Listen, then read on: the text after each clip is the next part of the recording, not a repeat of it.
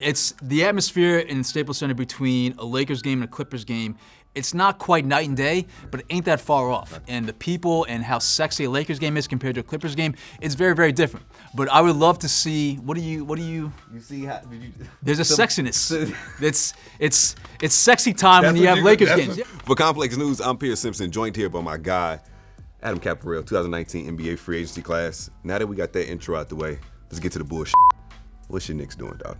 I don't even need a. Yeah, so I wrote about this after Sunday's debacle. Listen, you can't, from my perspective, you had absolutely nothing to lose by offering KD a max contract, and reports coming out that Knicks ownership and the team in general didn't want to go to that route just seems absolutely ridiculous.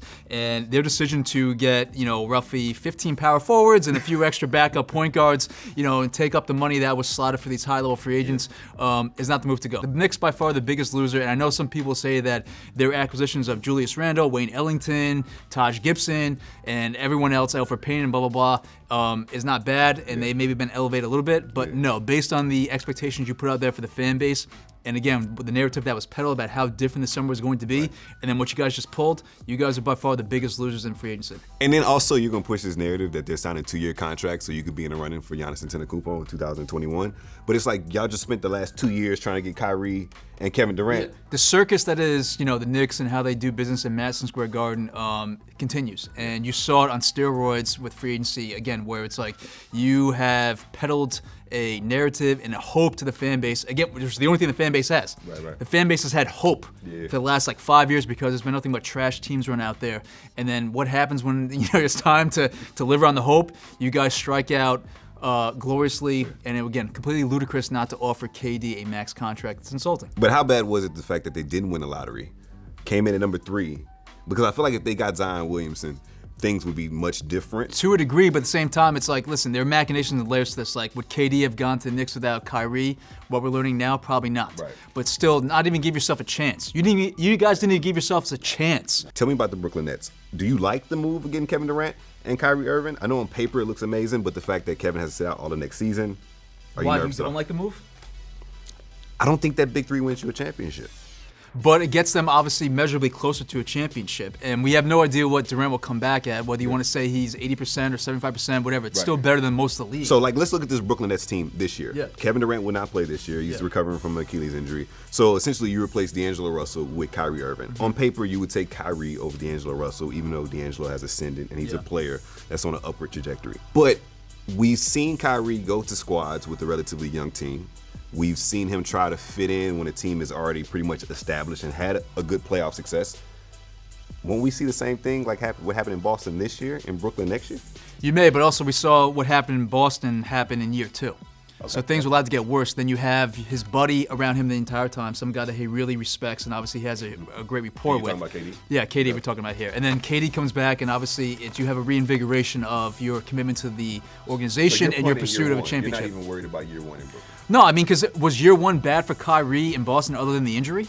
No, because we didn't have what popped up this past season in year 1. So it's like new environment, new team. He's in his hometown area where he seemingly wanted to be. Okay, so Brooklyn would be, I guess, one of the winners. It has to be, yeah. They're the. Well, all right, we'll put it this way. They are the winner for right now. Yeah. So we're recording this before Kawhi Leonard has made his official decision on where he's going to go. He has 3 franchises pretty much held hostage at this point: the Los Angeles Lakers, the Los Angeles Clippers, and the Toronto Raptors. Cap, if you had to make a prediction, where's Kawhi Leonard going?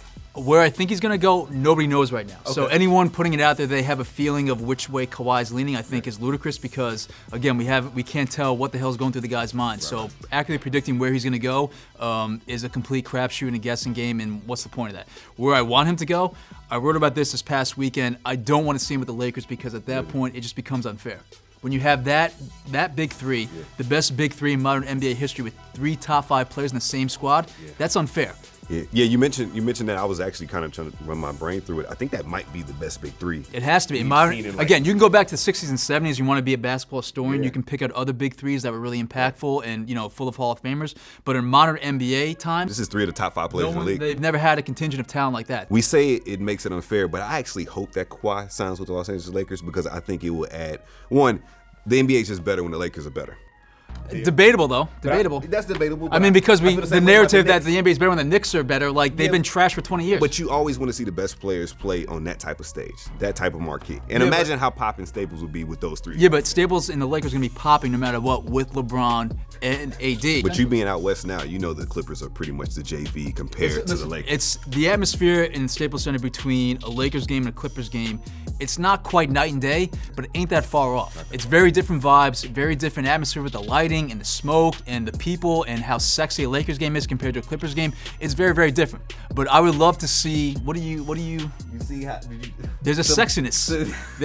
It's sexy time when you have Lakers games. Yes, that's what 41 sexy times time. a year it's sexy time at Lakers games I'm gonna because say press row is like here, and those courtside seats are like in eye level. the people So- that you see going through the Lakers games and then to the Champions Lounge and back, yes, it's sexy time for every Lakers Oh, game. so Steve Ballmer doesn't compare to the IG models you might see it's a walking different around. vibe, I got you. yeah. I feel you. But you were mentioning that like it's hard to turn down the lure of the Lakers. And I feel like once 1,000,000%. you And get- also, Kawhi apparently grew up as a Lakers fan, and that probably in some way, shape, or form.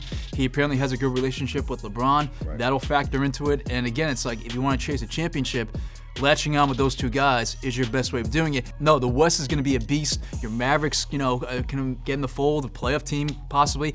Everybody talks about the Pelicans, and they've been a lot of winners in free agency through the trade with the Lakers and just winning the lottery. But if you look at that roster, only about two guys really have playoff experience. Yeah. And that's JJ Redick, and I can't even think of the other guy who might have had playoff experience on Drew that squad. Holiday has playoff Drew Holiday, right, of course. So two guys compared to a roster full of young guys and rookies. Pelicans have really young talent, really interesting, intriguing talent, and you added JJ Redick, a big-time shooter, and a borderline, well, not an all-star, but they were looking for a vet presence there to kind of solidify things.